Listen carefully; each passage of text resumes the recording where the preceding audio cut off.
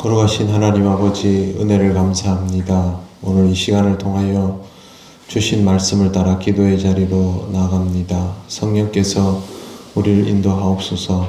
예수님 이름으로 기도드립니다. 아멘.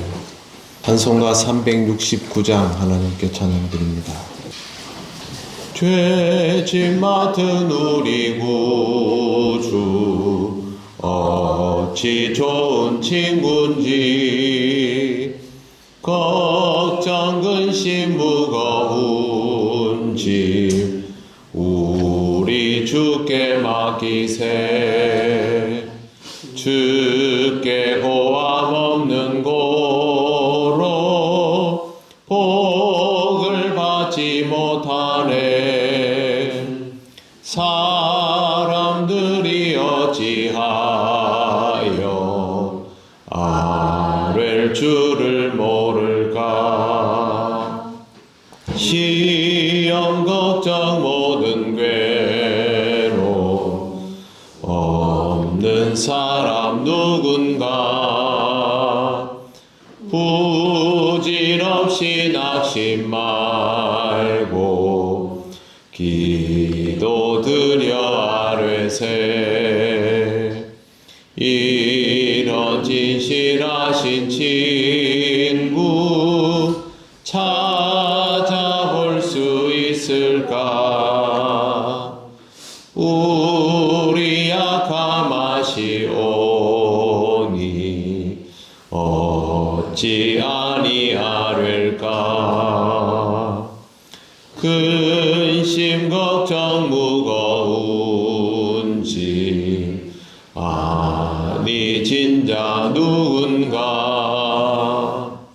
피난처는 우리 예수 주께 기도드리세. 세상 친구 멸시하고 너를 조롱하여도 예수 품에 안기어서 참된 위로 받겠네. 아멘.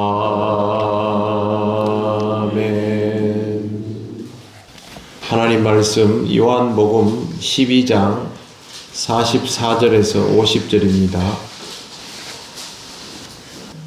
한 절씩 교독하겠습니다. 예수께서 외쳐 이르시되 나를 믿는 자는 나를 믿는 것이 아니요 나를 보내신 이를 믿는 것이며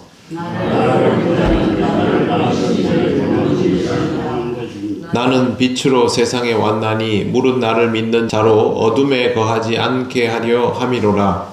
사람이 말을 듣고 지키지 아니하시고 내가 그를 심판하지 아니하노라. 내가 온 것은 세상을 심판하려 하지 아니요 세상을 구원하려 함이니라. 나를 저버리고 내 말을 받지 아니하는 자를 심판할 이가 있으니 곧 내가 한 그 말이 마지막 날에 그를 심판하리라. 내가 내 자리로 말하지 않으며 나를 보신 사람을 믿어 내가 말하리라. 같이 읽겠습니다.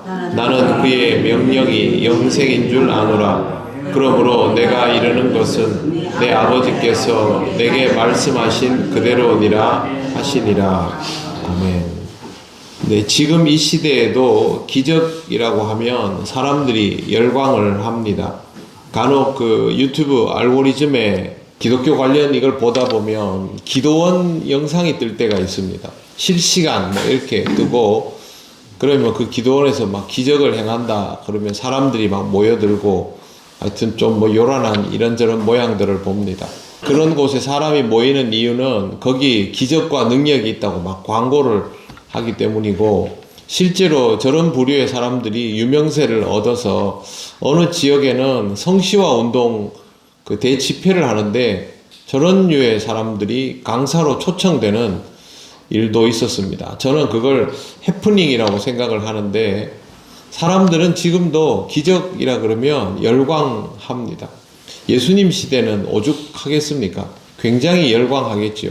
그럼에도 불구하고 예수님을 보면서 그렇지 않은 반응을 보인 사람들도 상당히 많았습니다. 37절 말씀에 먼저 이제 있는 설명을 좀 우리가 볼 필요가 있는데요. 이렇게 많은 표적을 그들 앞에서 행하셨으나 그를 믿지 아니하니 라고 되어 있습니다. 예수님께서 가짜도 아니고 진짜 이적을 행하셨는데도 사람들이 믿지 않았습니다. 그리고 이건 선지자의 말씀을 이루는 그대로였습니다.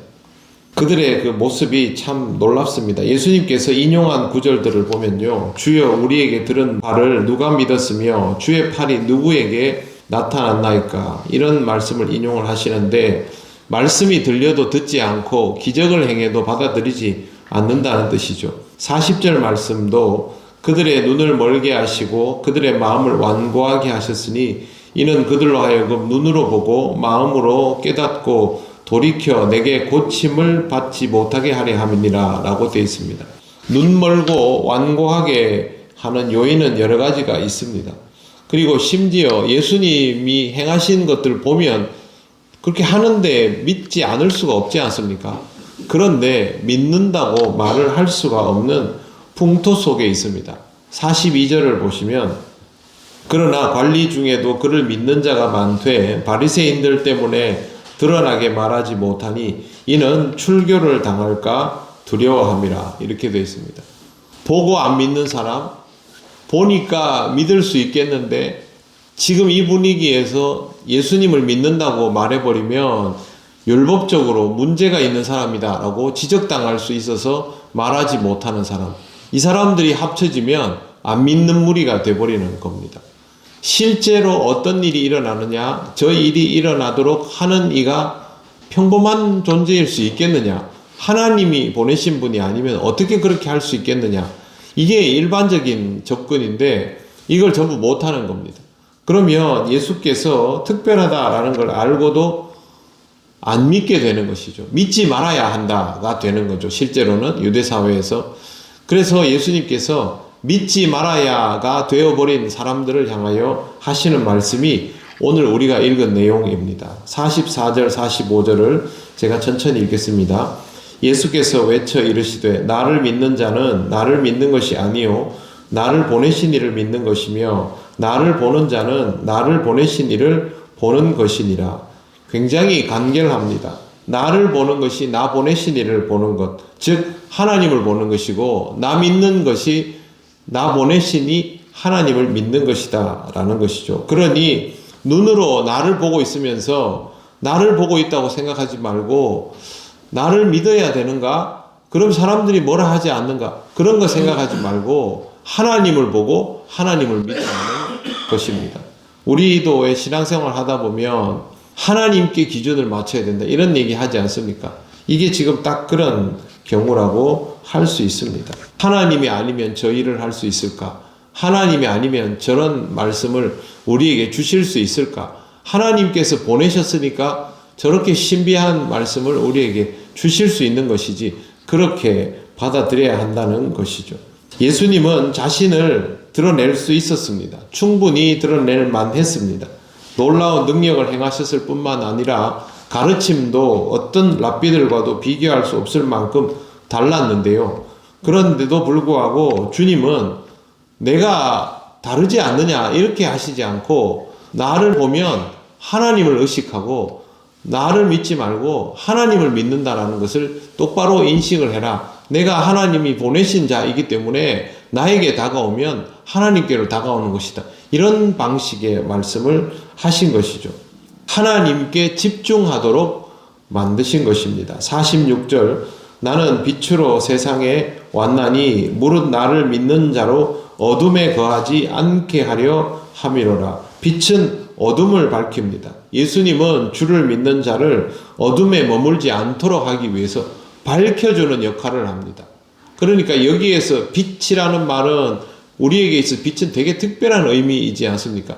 그럼에도 불구하고 그 빛이 하나님 앞에 있는 그 그늘에 가려진 사람들을 밝혀내고 그들을 하나님께로 인도하는 역할, 그게 예수님의 역할이라는 뜻입니다. 이런 말씀도 하십니다. 47절 사람이 내 말을 듣고 지키지 아니할지라도 내가 그를 심판하지 아니하노라. 내가 온 것은 세상을 심판하려 함이 아니요 세상을 구원하려 함이로라. 여기에 굉장히 어려운 구절이 있습니다. 48절을 보시면 이걸 먼저 읽겠습니다.